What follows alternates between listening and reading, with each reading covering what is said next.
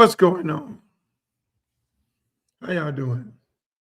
This is not the regular Luke show. I'm just on here testing some things out. You know, we normally go Monday, Wednesday, and Friday. And then I just figured, I said, I'll just do a show today called Ask Uncle Luke. If you got any questions, put it in the chat. But shouts out to everybody here on the live. And now I got people calling me. I was just sitting there. I was minding my business. I was like, let me just go live and talk to some people right here. How's everybody doing? Y'all good? You know, I've been traveling around. I'll just tell y'all what I've been doing as far as this political thing. I've been traveling around. I went to Belgrade, talked to some good people over there. I went to Broward, you know, because I talk about my travels in potentially running for Congress. So let me just take you back. My whole thing was, okay, I said, I'm going to go, in order to run for office, I need to go talk to the people, you know, find out what their issues are. You can go online, right? And you can look up these areas. You can look up issues in River Beach, the Muck, Pahokee, Belglades, Lauderhill Lakes, Tamarack. You can look up all these areas, right? Sunrise. You can look up all these areas and see certain things that these areas need. And you can look up articles. You can do your research on all these different areas, right? But what happens is, and you can, you know, come up with a platform, you know, the obvious platform for everybody, every politician, everybody that's running for office. The obvious thing is to, you know, I'm sorry, I get distracted. I got these Ray-Bans on and the phone is ringing. As soon as I get 5 minutes to do something, people start calling me, and now I'm just gonna cut the phone off. Let's do that, so I won't get distracted from y'all. It's an impromptu Luke show, but it's not necessarily Luke show we're talking. So, telling everybody how I'm going about this, how I'm going about making a decision to run for Congress. And so what I'm doing is going to different cities, talking to people who are boots on the ground. I'm not talking to politicians. I'm talking to the average person in these cities about the average things that need to get done. Now, is there a lot of people that I haven't talked to? Yes. Quite a few people I haven't talked to. You know, quite a few people I need to talk to. Am I going to be able to talk to everybody? Not really. When I do make a decision, if I make the decision, which I'm going to make it on the 15th, when I do make the decision, that's when I'm really going to go and turn into Luke running for office. How do I get there? Is by going into these areas and having conversations with these people about the conditions that they may be living in, what can be done better, some of the concerns that they have, whether it's housing, whether it's healthcare, whether it's crime, education, you know, things that just quality of life that can be that an elected official can help with. You know, before I get into anything, one thing about me, I do the research. I just don't jump into shit, you know, and be like, oh, I want to be a congressman. Oh, I want to be governor. And, you know, speaking of government, a lot of people wanted me to run for governor, just so people know. They were like, run for governor. But again, that's stretching myself a little too much. Can I get a bunch of votes in the state of Florida? Yes, I can. Can I travel the state? Yes, I can. But I still got a son that's playing baseball. So that's my top priority. You know, that's my top priority. I have to be to the game.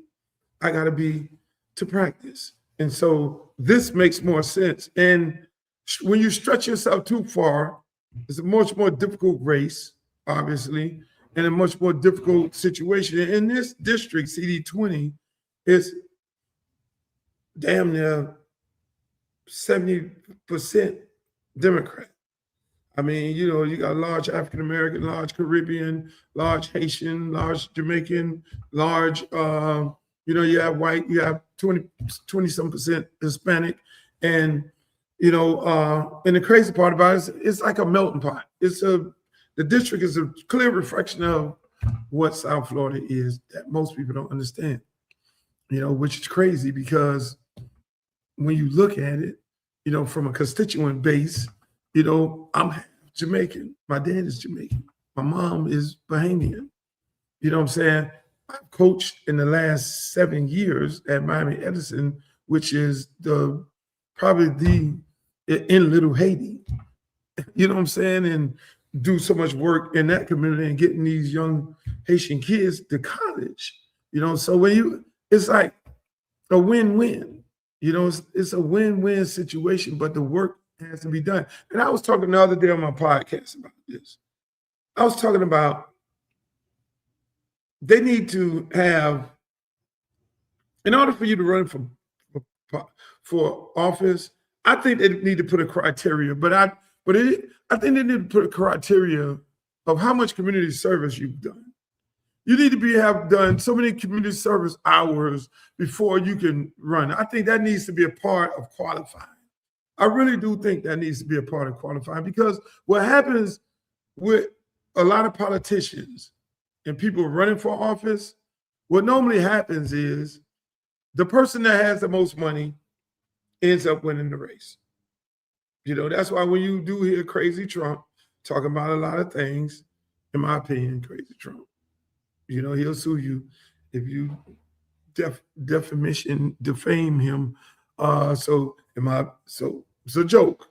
But a lot of politicians win races because they have the most money.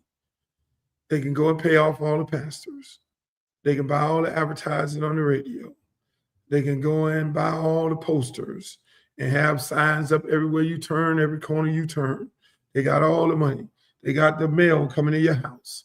They got the radio advertisement. So everywhere you see that particular individual, because they have the money. A lot of times the guy who don't have the money is the one who pretty much wins. And a lot of times the guy with the most amount of money, he's trying to brand his name. He's trying to sell himself. And so where that community work comes in, you have to ask these people, when you're running for, what have you done? What have you done anywhere? What community work you've done? Why should we trust you with our area? I mean, some of us are businessmen, not career politicians. So that gives you a sense of security that this is a businessman, and city government and county and federal is business. It's business. You got to be able to do business. In order to bring X amount of dollars into a district, you got to be able to do business. That don't necessarily mean you're a lawyer. A lot of lawyers are lawyers who work at law firms who are just lawyers. Because you're a lawyer don't make you a successful lawyer. Everything is a success involved in it. And when you're successful at anything that you do, you always find a way to give back. If you're a successful doctor, in this race, you got a doctor. If you're a successful doctor, so what have you done to give back to the community to get you to having a relationship with the community? So when it's time for you to run for office, political office, and you're going to serve the community, what are the things that you've done to warrant people to vote for you? If I just doctored and made my money serving patients, but then I just went home and I lived a lavish life, flew on the jets and went all over to these pretty islands and all that, had these great vacations and all these pretty cars and shit. But then I never did any community service work. And the community service work I'm doing is, I'm thinking I'm doing it because I'm doing doctorate. Or I do some turkeys and toys shit. That's the craziest shit in the world. Turkeys and toys. And the food things. Oh, we're going to give out food. We're going to do turkeys and toys. And we're going to give everybody turkeys and toys. And we want you to vote for us. Or we're going to show up into the pulpit and hit the pastor off some money. And then he's going to like, yeah, vote for me. And that's my guy. And I say this to, a lot of pastors are my friends. I even say this to the pastor. It's like a whole part of it. Like, when you're running for office, it's like you got to have a whole faith-based liaison consultant. And so what does the faith-based consultant do? That person, you have to hire that person, and they're going to go and they have a relationship with all the pastors in town. And they're going to go and set you up, and the more money you got, it's become big bank, take little bank. So even with that, and not all pastors like that, trust me, there's some good guys who really, I look at it like this. If I had a big church and some guy came in, offered me some money for me to support that candidate, to tell my congregation to support that candidate, they're going to support him because pastors say support him, because they love pastor. Pastor do all the work throughout the week. Pastor there for the funeral, pastor there for the baptism, pastor there for the birth of the child, pastor there for consultation. Pastors do a lot of work. But I say this to pastors, is more beneficial to get the right person elected. Why? Why do you say that? Versus the guy who has the most money coming in. Why do I say that? Because if your congregation if that community is wealthy and doing good, well, you only part that you're going to suffer as a church, your church, the longshoreman is going to be making more money. The nurse, the doctor is going to be making more money. The gardener, the contractor who's a part of your church is going to be making more money with the right person in office. So now your congregation becomes not an affordable congregation, but a high upper middle class congregation. So now your congregation just went from the average income of $27,000 to damn 6 figures, over $100,000. Now, when they're paying their tithes, they can pay larger tithes to the church. See what I'm saying? It makes everybody happy. So if I'm taking the $500 to support a candidate that I know just getting ready to gentrify the neighborhood, so eventually in 5 or 10 years from now, people are going to have to travel from miles and miles away to get back to the church because they're going to get bought out of the neighborhood. See, people don't realize that. So and I always say to these, churches and community groups, because the community groups do it too. There are people in the community that, there are a lot of people that's like really die hard, ride or die for their community. Those are the people, don't sell your community, because the only way your community get gentrified is, number one, by having a career politician in office who's getting this money from contractors. And a lot of people don't realize it. It's happening all over the United States of America. I'm just so everybody know, I'm just having a general conversation. I'm sitting in the kitchen thinking about what I'm gonna cook. Just got here from a ton of meetings, talking about my process in possibly running for Congress And if I do decide to go, we're gonna have these conversations all the time because I want y'all to know what's going on. I'm gonna try to capture as much of the process as I possibly can, because the key to it all is I want to inspire others, because the best people are the people who are not career politicians.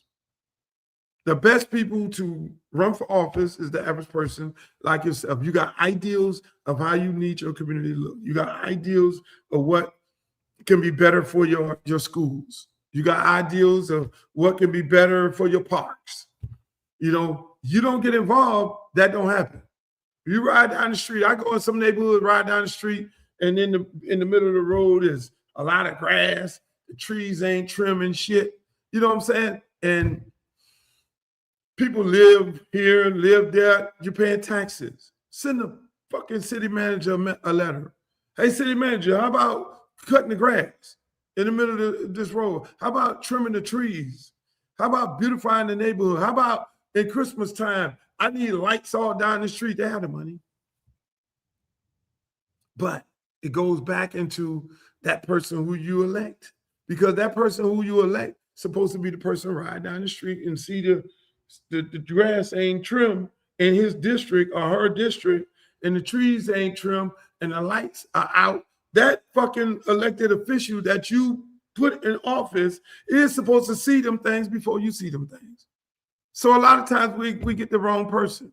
We get some dancing bear who want to be dancing all on the video, like Suge Knight say, dancing all in the video. You want to be dancing all and doing all this wild shit on Facebook and doing this wild shit on social media, dressing up at the galas, acting like you're the king, and everybody else has got to bend the knee. And don't elect those type of people. Those people lose sight that these seats that people hold, they're not authoritarian. They're not authoritarian individuals. Those are the people's seats. Those seats are the people's seats.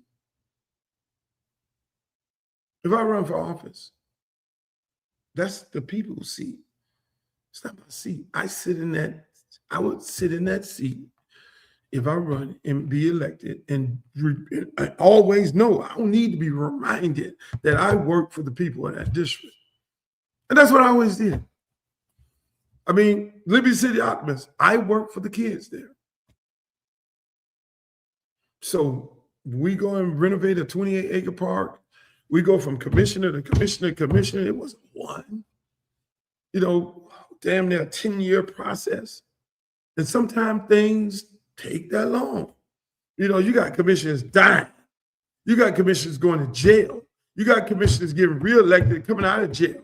Then you got commissioners that term out. You got city managers come in and go. Then you have mayors that come and go. You have the commission, the diets changing on a rapid basis. You got to stay the course. Stay the course of getting shit done.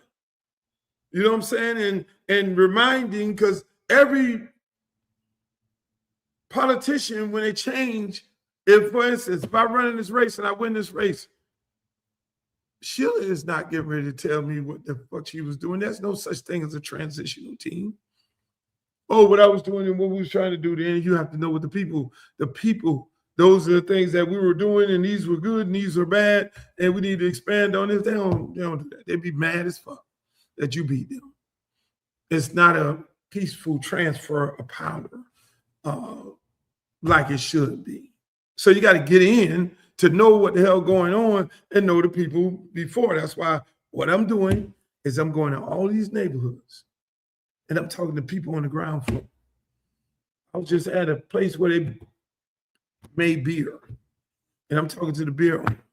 I'm talking to the bartender, the people sitting at the bar. Yeah, they want to take pictures and everything. Hey, Uncle Luke, we heard you might be running in our area, and I'm going to vote for you. But then I say, thank you for that. But tell me, what are some of the issues that you see? Because the average person like me, I'm a homeowner. I ride through my area and I see things that need to be improved. I go out to the park and there are things that need, even when the parks are looking beautiful. That's why I went, all of the things that I was able to build with other people. The high school, Edison. I go to Edison. Oh man, what the fuck you going over there for? That's it's a dump in Little Haiti. Man, the Haitian kids can't play football, this and that. Man, all right. Okay, God sends me that direction. I'm like, God, what are we doing? Whoa, these people ain't won a game in 2 years. The field is not a field, it's a dust bowl. Wind blow like this, dust all in your face. I'm going home, taking a shower, or look down in the shower, nothing but mud, dirt coming from all parts of your body. I'm like, this is not good. Nose, you got to put the shower up your nose because there's so much dust on the football field and you're standing out there for 3 hours. This shouldn't be. Locker room, you got to walk damn near 2 miles to go to the building and no seats or nothing in there. This shouldn't be, but you got a locker room right here that's old and abandoned. You walk in there, you got mold on the wall, you have termites, rats running through there, roaches. It's like, this was the original locker room. How about us restoring this? How about, Luke, use your resources and put a turf field? Oh, Luke, you can never put a turf field in Miami-Dade County. There's no schools in Miami-Dade County that have turf football fields. How are you going to get a turf field done? This school ain't never won no state championships. Last time they did it was 100 years ago. You're not Northwestern. You're not Central. You're not this one. You're not that one. If there's a will, there's a way. Let me tap into my resources. Let me work my little magic. Hey, Miami Dolphins, I'm renovating this thing and do it with, see, the key to it is doing it with community involvement. Not coming out your pocket. Not coming out your pocket, but doing it with community involvement because community people, stakeholders in the community want to be involved. Adidas, you want to be involved. Adidas, let me tell you how I put that Adidas. Now Adidas sponsors me in anything I do, but I come up with creative things with Adidas. That's why when you see Kanye West and Swiss Beats and all them people was like, oh, we're gonna boycott Adidas because of Kanye West. I'm like, no, I'm not boycotting fucking Adidas. Adidas is doing well with us. Now, when I boycott Adidas with y'all because Kanye West got some issues going on with Adidas and Swiss Beats, you and him friends. So then now when I join into what the hell y'all got going on, y'all ain't never did nothing for my community, but Adidas has. Whatever the hell y'all got going on, what's gonna happen with my relation? No. These people, no, if these people are doing the right thing, and they're supporting what you're not supporting, what you never support, I'm not fucking with y'all on that. Y'all could be my fellow colleagues and all. Oh, so going back to the old Adidas thing. Chaminade and us, the only two schools Adidas was sponsoring. My park, Charles Hadley Park, which is Liberty City Optimists, our program, Liberty City Optimists, and Snoop Dogg, only two Adidas youth programs that they sponsored ever.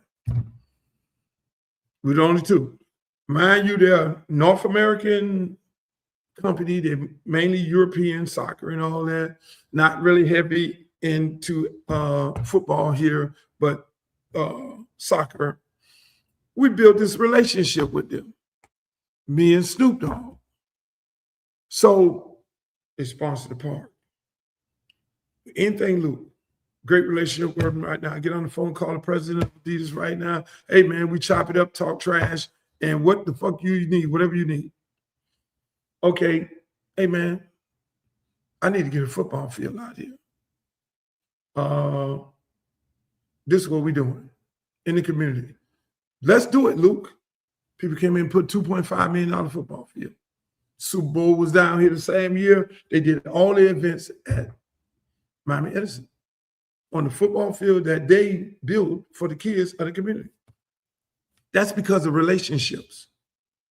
You don't get that. Now, Miami Dolphins, the abandoned locker room. Dolphins, I need to redo this locker room. Okay. Call up Tom Garfinkel, good friend of mine. Hey, what y'all trying to do? This is football, no problem. Hey, we rebuilding our lockers right now. And we got some extra lockers left over, and we just gonna send the head guy from the Dolphins. He come over there, look at him, put lockers in. State of our locker room. This is with community involvement. This is with a person that could get things done and see the vision that it ain't all the way all the time about money to go in your pocket. Our little park, Charles Hadley Park. Hey man, we have an irrigation system that don't work. It hasn't worked for 60 years. People don't know that.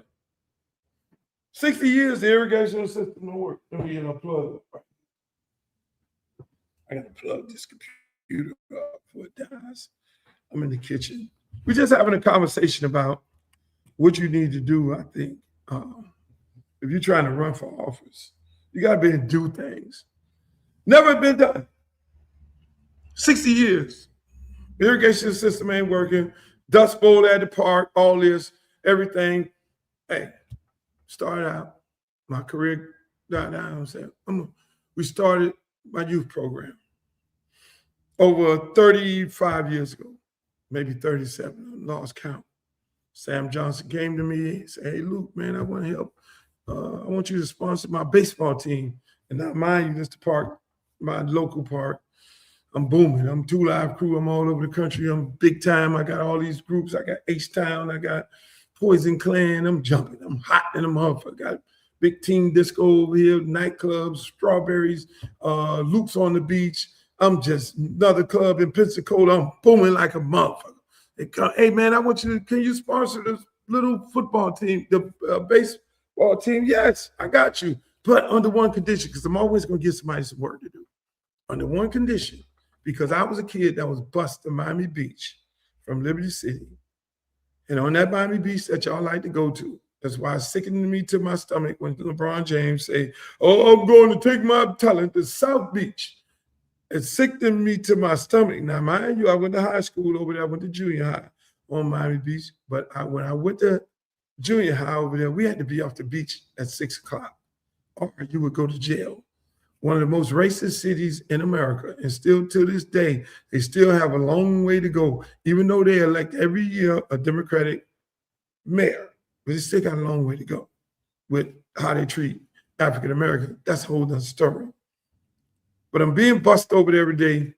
And I'm saying to myself, if I ever get 2 cents over my lunch money, because we went there to play organized sports, it wasn't too many opportunities to play it in my neighborhood. If I ever get 2 cents over my lunch money, I'm gonna start my own program. So when Sam came to me and said, look, man, I said, under one condition, you help me start football. So for all these people out here who want to know the story, this is the story. It was Joe who I knew. I knew Joe, not Joe Nazis, Joe Dreadlock. Joe and Sam did baseball. And so they say, man, can you help us do the what you call it? Yeah, one condition. You help me start football. Because I was a kid that had to get on a bus that parked outside the back of my house. And we played our pickup games in Liberty City.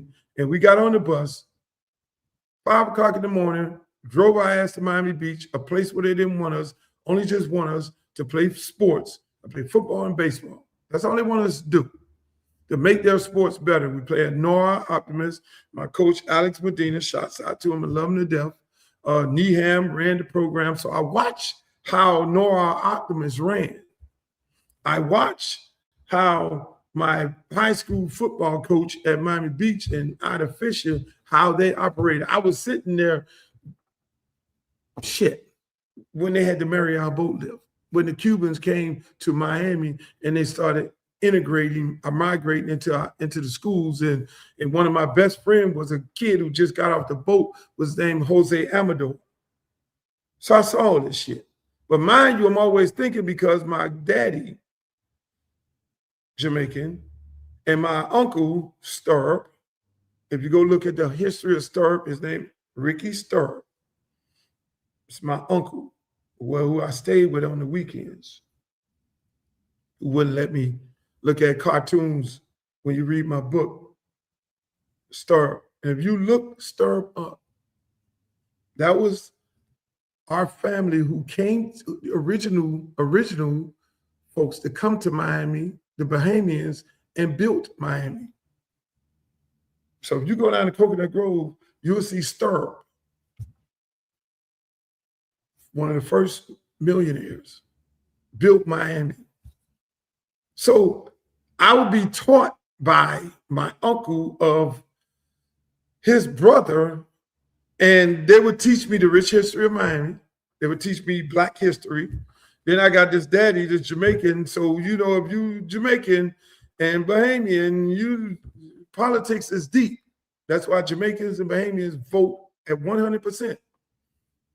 So they sitting there teaching me about A.Trap Brown, Malcolm X. They're teaching me about the Bulls. They're teaching me about all these historical Black people and telling me, hey, man, look, we got to get you ready for the world, you and your brothers.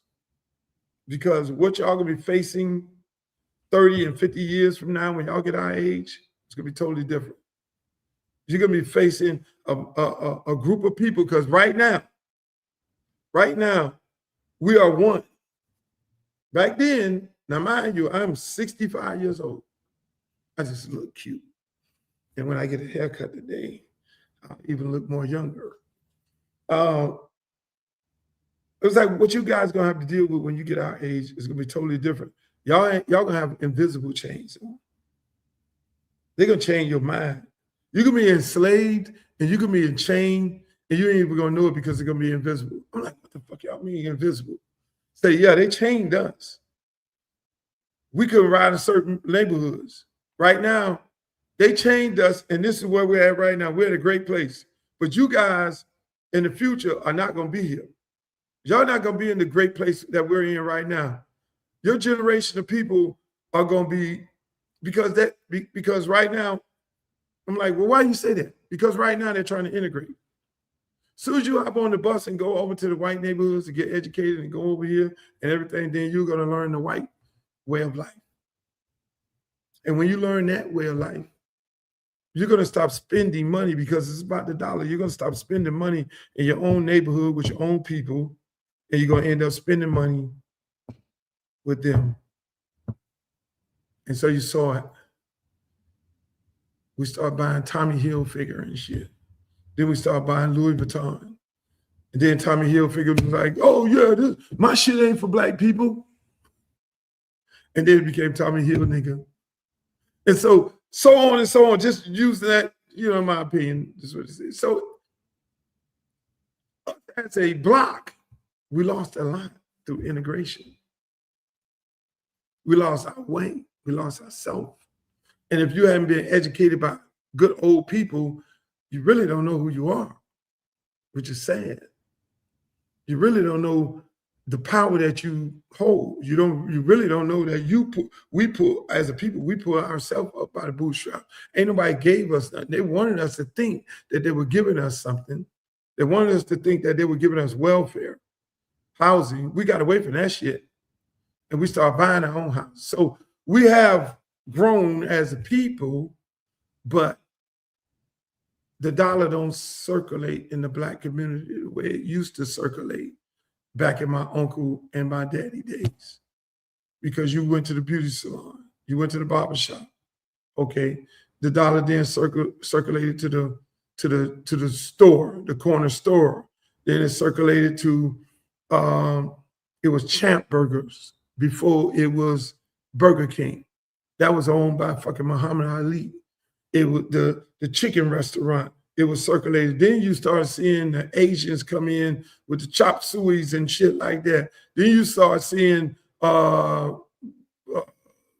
Jewish people purchasing up the apartment buildings, and then there were some lords, not all of them, slum lords, and then you start seeing your corner stores being purchased by these same people, and that was them coming in to take the dollar out of the Black community, take it back into their community and suck the life out of us. So I'm talking people, it's just a random conversation. It's not a regular Luke podcast. We just talking. I'm talking about this process of me getting ready to make a decision about running for Congress. And then if I do, I'm going to be having these conversations along the way because it's important. I'm very transparent. It's important to be transparent because a lot of people just don't understand government, don't understand how it works. And they need to understand how it works. Because are we educating the next generation of Luke's, Obama's, Michelle Obama, Kendrick Meek, Carrie Meek? We're still looking for Carrie Meek right now. You have great people right now. Vendros Mendigo, absolute great state representative and great school board rep. Those people at some point are going to go sit down. Who's next? We still haven't replaced Carrie Meek. And that's how I first got involved in politics. Right around the corner from my house, she had an office and volunteer putting out flyers and all that, and just sitting down having a conversation with Congressman Meeks. And I tell her son all the time, just having political conversation because I can have political conversation because I got the politics from my uncle and my daddy. I understood exactly where we're going as a people. That's why when that whole controversy came with the music and all that, I know exactly that I was the right motherfucker for them to fuck with. Talking about free speech, understanding of the Constitution and what I was fighting for. I did not have to go and fight that battle. I could have left that record obscene. I could have left Banned in the USA. I could have left Nastiest Want to Be obscene and would have made more money with the record obscene than Law Loud, a banned substance. You know, anything that's banned and the government says you can't have this, you know we want it more. And then we'll pay more for it. Because now you can't get it to where you got to go get this shit like on the market. Like black market.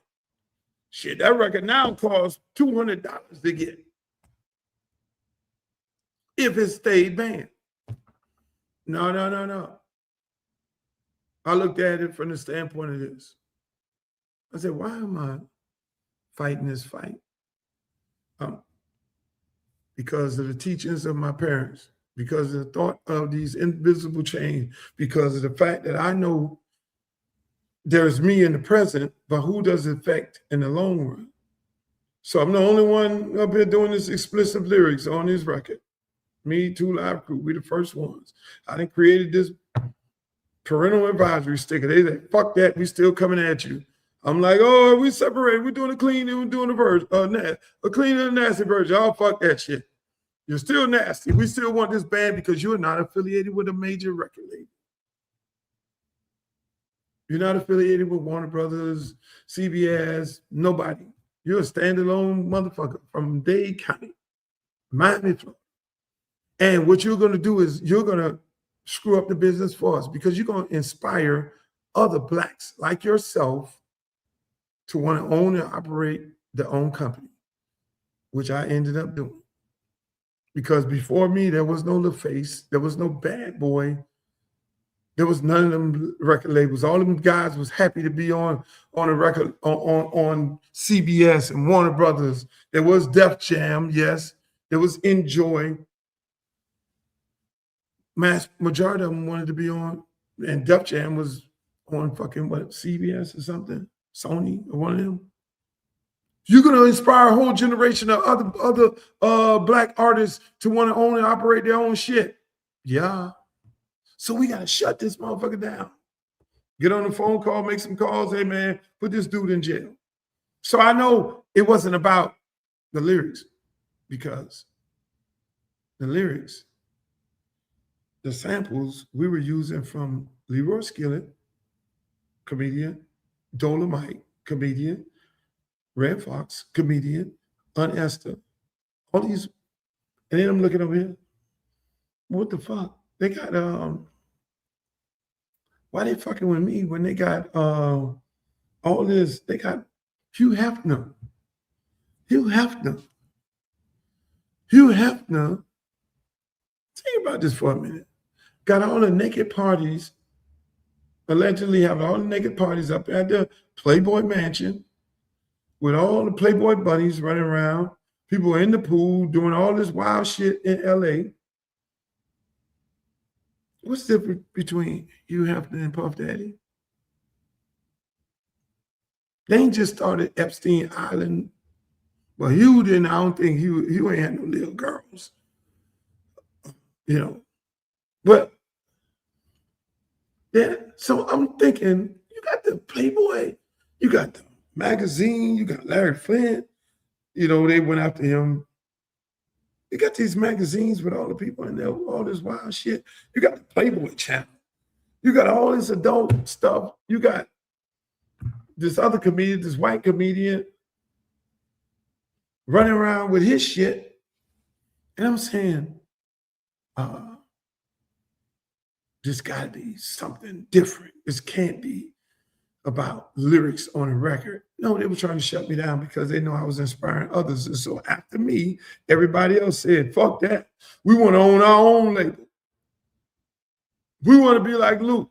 I remember going on tour with Jazzy Jeff and Kool Moe Dee and all them brothers and Run DMC, and they're like, you own your own label? And they would laugh at me. Oh, man, we on this label. We on Jive. We on RCA. We on this. Oh, you on what? Loot Records.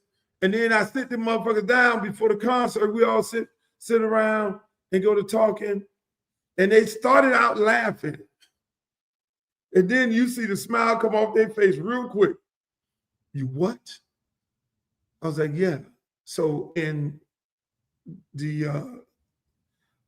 in Miami, because everywhere in the country there's distributional pockets back then, and then there were manufacturers and distributors. And so in Miami, we had manufacturers and distribution companies that distributed to the Caribbean islands, because if you manufactured a record in California or Georgia, you would have to pay a lot of shipping rates to ship it down here. So you're losing money as every time the music moves. So everywhere in the country, they had these pockets of manufacturers and distributors.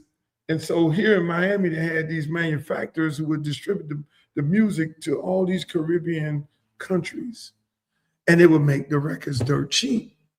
So I'm like, I can make these records dirt cheap, the records, the cassettes, the CDs and all that, using these people, and I'm shipping this shit. And I explained that to them on the bus. What the fuck? You doing what?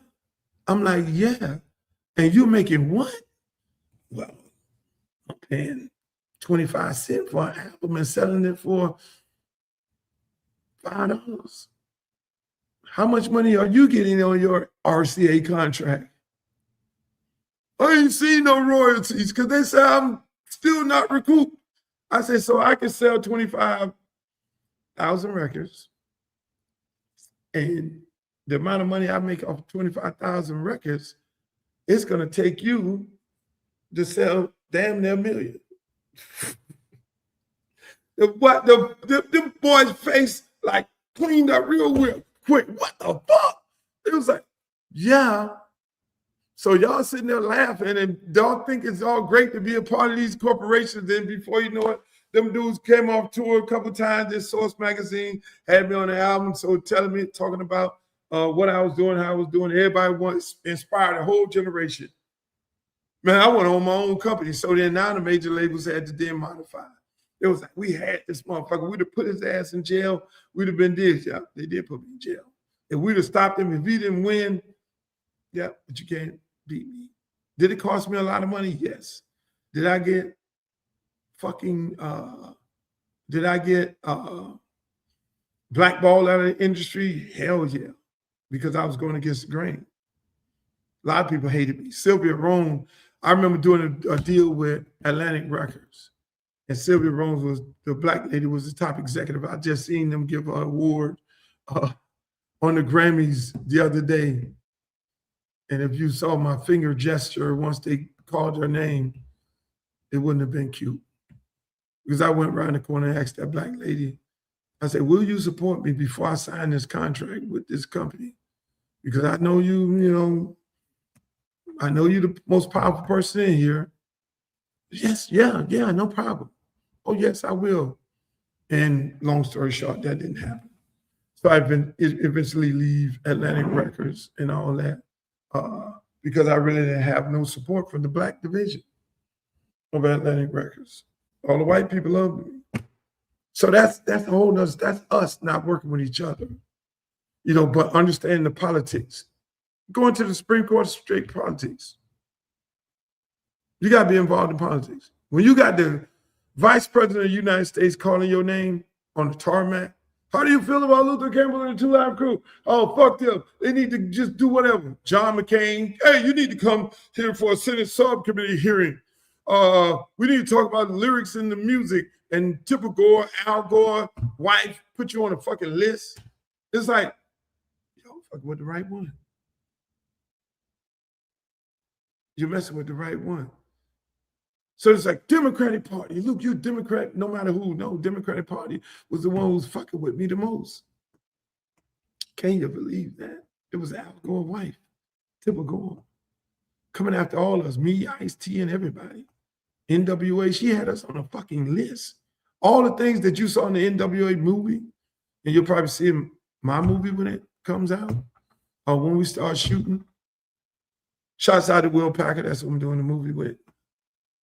You'll see all these things. It's deep. This shit is deeper than rap. It's literally deeper than rap. So they say, oh, how do you get involved in politics? I realize you got to be involved in politics because you're paying the taxpaying dollars. What happens to that money?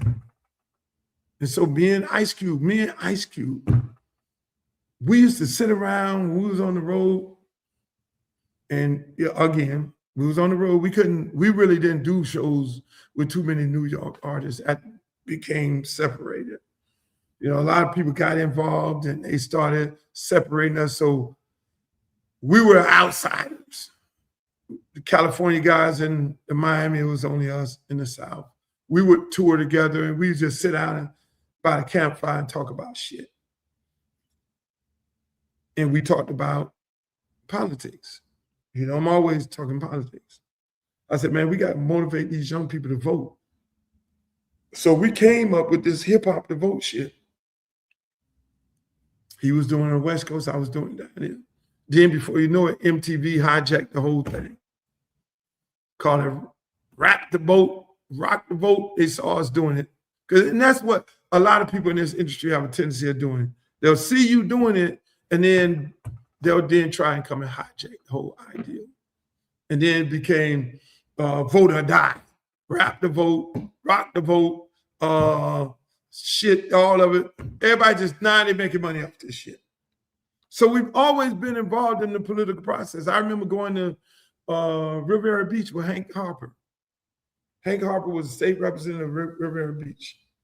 And I met a lot of people who are still heavily involved in politics and still live in Riviera Beach a long time ago.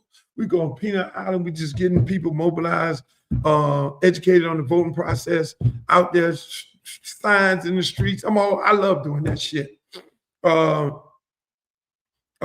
In Riviera and just talking with people, getting people to vote and things like that, being, and supporting him, supporting his campaign, supporting other candidates that he know that's going to do the right thing. And beautiful thing. I remember meeting John. John was the parks director.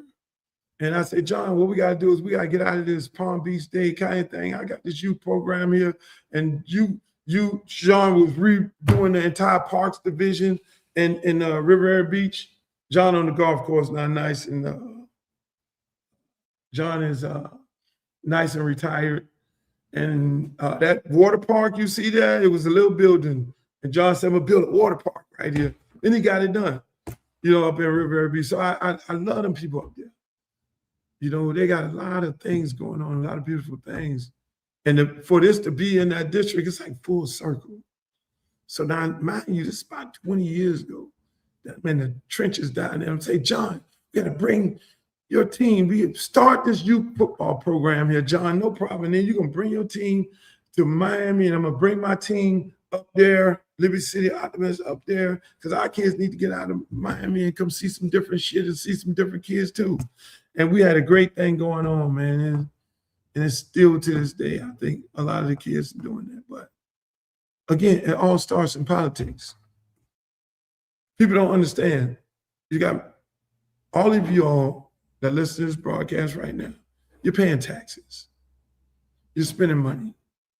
And I always say, man, I'm telling me and Cube talking, we're talking about, man, we could give $10,000. We can give $100,000. We give $20,000. We give $50,000. But if we lend our voice, and if we go and be involved in politics and mobilize people to vote, then those billions of dollars that are in these political budgets, in these county budgets, in these school board budgets, in these state budgets, in these federal budgets, we could then now get some things done in a big way, because this little $10,000 ain't shit. 9 times out of 10, you barely buying some helmets. Going back to Liberty City Optimists, when Sam them said, okay, we're sponsors of baseball, but I want to do football, not knowing that Bill Charlie Brown was going to give me, okay, you got it. So I see entertainers and celebrities making donations. That's great. But lend your voice and your time. It can be greater. Lend your voice and your time. It can be greater.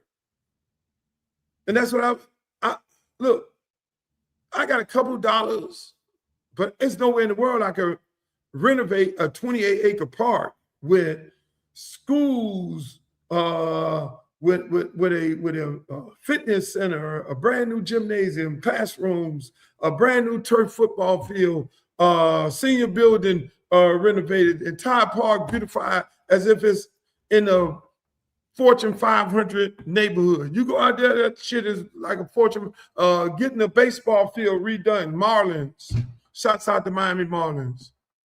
Hey, Marlins, I need my baseball field redone. Okay, Lou. Hey, City of Miami, we need turf on the field. Okay, Lou. Hey, we need CDBG funds for our kids. Okay, Lou. Hey, Children Trust, I need support. We're giving 3 cents. Every county person is giving X amount of money toward this fund called the Children Trust. Everybody else is using the Children Trust funding for their communities. Hey, we need some Children Trust funding for our community. And we're probably one of the best programs in Children Trust. Shouts out to Yolanda, Tamika, and all the volunteers. We got a waiting list of damn near 200 kids. We don't have no more where to put them. This me and my team using our influence. Everywhere I go, I make it better. Everything I do, I make it better. I don't get involved in it. I don't stretch myself. That's why going back to talking about people telling me you should run for governor. Yeah, that sounds cute, but no. Let me think about CD20. My man Ricky Jackson over there, who the first person to introduce me to the muck, and EJ and his family, and would go over there, and the bad press that the muck would get back in the days, that is not happening no more. And the good press that the muck would be getting, with the top athletes coming out of there. Let me help those people. Like I did Edison, like I was able to renovate a 28-acre park. What would it be a beautiful thing to be able to go into Congress and be able to help renovate that whole area, stimulate that entire community. Do you know when the sugarcane companies decided to pretty much go automated. Before, you would go out in the farm, they would go and cut the cane, boom, they cut the cane, they harvest the fruit and the sugar cane, and everybody in town worked there. And then there would be a whole lot of people to come live there to help harvest the fruit. Bring the big machines in to do the shit, and they don't need the people no more. The robots killed the whole fucking town. The robots. Automated system. All you gotta have 1 or 2 people running the goddamn machine. It's going out there cutting the damn cane. It's going to cut it. It's going to peel it. It's going to sugar it and everything. So you're sitting there like, entire community devastated. And that's what's going to happen to the country. Who do they expect to get left behind? Us. We got to be on our P's and Q's. So we ain't got no time for nobody want to play around and be an elected congressman or woman. We ain't got no time for this shit. And some of the older people who did their term, they need to go sit down. We need people who have vision, who can guide us in the future, because this shit ain't designed for us. I'm gonna tell you that right now. Just like them taking the machines that cutting the sugar cane and automating it and virtually damn near killing the entire beautiful community. You don't think that's getting ready to happen everywhere?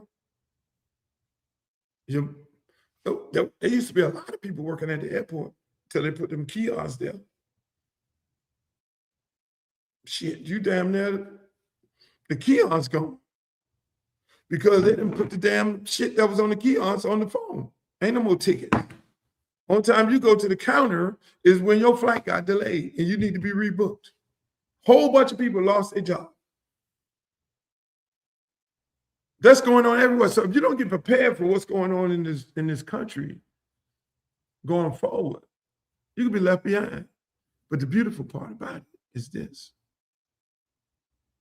The beautiful part about it is you can take, when I go riding in these neighborhoods, I was riding down Sistrunk today. Like Sistrunk, I remember Sistrunk. I remember Play Day, the Armory, Hollywood Skating Ring. It's me. Yeah, I DJ'd all them places. Carefully embedded in there, riding down the street. It's like, see Chris Smith plays, see Trick Daddy plays, see a few other places, a couple of abandoned buildings with federal dollars. See the houses around. Don't think they ain't coming and they ain't knocking on them people's doors. But we could do a lot of work there. We could do a lot of work, Lauderhill Lakes. We could do a lot of work into helping these kids, because who know kids better than me? We could do a lot of work helping these kids through education, through trades. Everybody ain't going to college. It's not happening. I didn't go to college and I think I did well. Because the trade I learned was music. And I had to learn that on my own and use my common sense in business. So I got this business degree off the streets and from my family. But again, I like having these little conversations. I'm gonna have these conversations. I ain't gonna keep y'all up too long. I like having these conversations. But on the 15th, and I know I probably was all over the place trying to bring you back to where I was going at, but I just felt like I wanted to talk to y'all today. I'm gonna have these conversations on a continuous basis once I make my decision if I'm gonna run or not, which I'm ready for the 15th. I'm ready. I've been doing my due diligence. I've been talking to a lot of people in the different areas, like I said earlier. I think there's a lot of work that can be done And there's a lot of things that can be done with the right person in office who really care about the community and care about the people in the community. Uh, and it's a lot of beautiful people, man. A lot of people who care about their community. You know, I ain't talking to no politicians. You know, because a lot of politicians got their own little thing going on. Eventually, I'll have conversation with them about some of the things that they're working on and how can I help them. I know a lot of politicians already signed up with some of these candidates in the race. That's fine. That's cool. My job is to, if I decide to run, is to get the people to want to vote for me. If the people decide they don't want to vote for me, I'll be okay. You know, you always could try to get off the bench. You know, like we have football games where people be in the stands screaming and shit. Oh, you need to run this play. You need to run that play. That's what we do. We get on these social media platforms. Oh, they need to run the government the way it is. They need to do this and they do that. You can always get off the bench and get in the game. You be the politician. You get it done. But again, I'm gonna have these conversations a lot more. I'm gonna have a weekend conversation with a young lady that does financial planning, you know, outside of the podcast. Podcast Monday, Wednesday, Friday, we talk about all sports, politics, and entertainment, but this is me like to talk to you and speak on some things that I like to talk about. I know I wasn't looking at y'all in the chat, but now I am. Mad love from Dallas. Yeah, what's up, Dallas? What's up, Pensacola? They said I couldn't have a successful club in Pensacola. My club was called Club Miami's on Halifax. On Halifax. Yeah. It was like, and the club was very successful. You know who used to DJ at my club? I'm in the chat right now. I'm looking at y'all. Ask me what. Greg Street. He used to be on BLX. See, I go all over the place doing great things. Hey, after school program, yeah. We have one, Liberty City Optimist. And that, and see, that is what those programs that I created at my park, those will be the programs if I run for office and is elected. Those will be the programs, the things that I've already done, I would do in my district with the assist of everybody in my district. So it's almost like you stole the fixer. You stole the fixer. I live in Broward right now. I've been living in Broward for 12 years. I do whatever I have to do over here and in the area I live in, and I do a large part of the work in Miami. But when I look at these areas, and then I correspond with people in Broward and Palm Beach. But now you give me a district in Broward now, I won't have no time to go over there. Yeah, I still got my program. But you give me a district to revitalize, to renovate, to fucking get money, get the resources. You give me a district, they're going to be hating all across the country. Why Luke district getting all this money? That's what they do at Liberty City Optimist. Why they doing all this? Why they kids driving around like this? Why they Edison got a big, pretty football field and a pretty locker room? That's what they'll be saying about CD20. Why is Sistrunk got all of a sudden got all this money? Why is Belglaze influx with cash and all this money and all these finances, all these affordable houses? Why all of a sudden? So all of a sudden, Luke become the congressman. Y'all giving the money? No, because Luke become the congressman, getting the shit done and got a vision. That's what they'll be doing. They'll be hating. And I'll love it because that's what they do right now. Why are they doing this? Why he gets all? No, because I go put the work in. You got to put the work in. If you don't put the work in, what are we doing? millions of dollars. Yeah.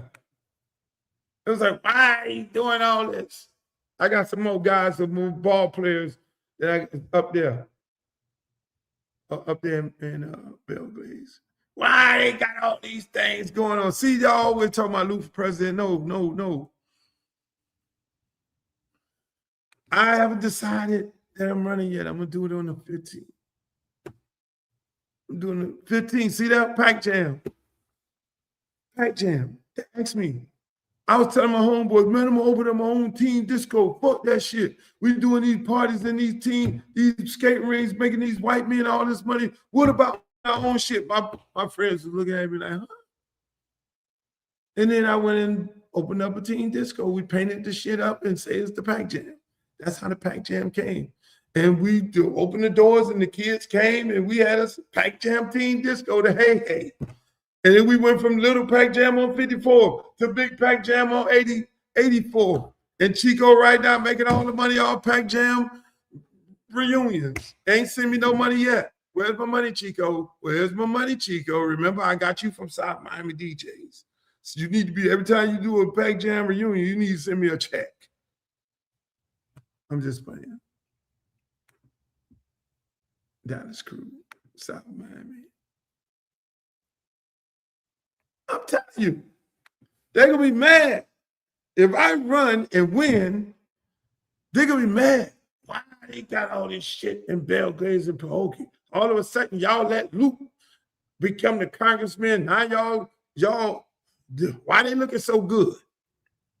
Why is Lauderhill all of a sudden everybody good and the schools getting all these resources? Oh, this will be to all the other congressmen and women around the country, because listen, I'll be getting that shit done. Sunrise, Lauderhill, they got good people in these areas. Good people. They got some good leadership, some good mayors and shit, and they got some good people. I come in on a federal end with this vision, not division, but the vision. There's a difference between division and the vision. CD20 be the baddest looking place in America. How you got to, Mr. Campbell, the other congressmen and women, how did you get this done? Y'all want to sit up there and fight Orange Man. I'm not getting ready. Listen, man. Listen, Orange Man. Hey, Orange Man, I need to talk to you. Don't fuck with my money, man.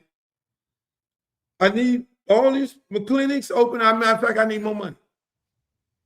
I need my parks redone. I need the water plant. Been trying to build a water plant in Riviera Beach for God knows how long. I need that. I need $200 million right now. Give me the money. Hey, Marco Rubio. Okay, let's have a conversation. Marco, my friend. Let's have a conversation, Marco. I represent an area, large part of Haitians, Jamaicans, a lot of immigrants. You're trying to pass this TPC shit and get these people. Hold on. Remember, y'all say y'all want the criminals out. We got to have a conversation. Marco and me will have a conversation about deportation of Haitians and immigrants. Me and Marco are good friends. Very good friends. Whatever he got going, look here, do I agree with everything he do? No, I don't. I disagree and all that, but we can have a conversation. Ain't nobody running in this race can have a real conversation with Marco Rubio and Orange Man. I've been to Orange Man invited me to his house many, many years ago when he was a Democrat. Orange Man, if you want to win, you get the win. I can go have a conversation with Orange Man. Hey, Orange Man. Hey. Hey, listen, man. I need this, and this. Matter of fact, you live in Palm Beach County. I need this, and this. I don't need you fucking with the immigrants that live in these areas. These people, the status need to be protected. I don't need no ICE running through no motherfucking our neighborhoods. You keep that shit over there. Everybody can't do that. I'm sorry.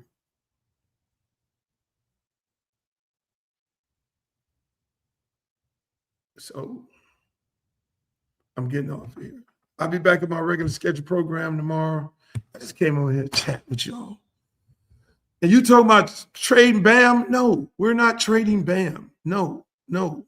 Why would we trade Bam? For what? There's not too many NBA basketball players out there right now today. Why would we trade him? No. Y'all always want to trade some damn body. Anything y'all want to ask me in the chat, come on, ask Uncle Luke right now. I got 10 minutes.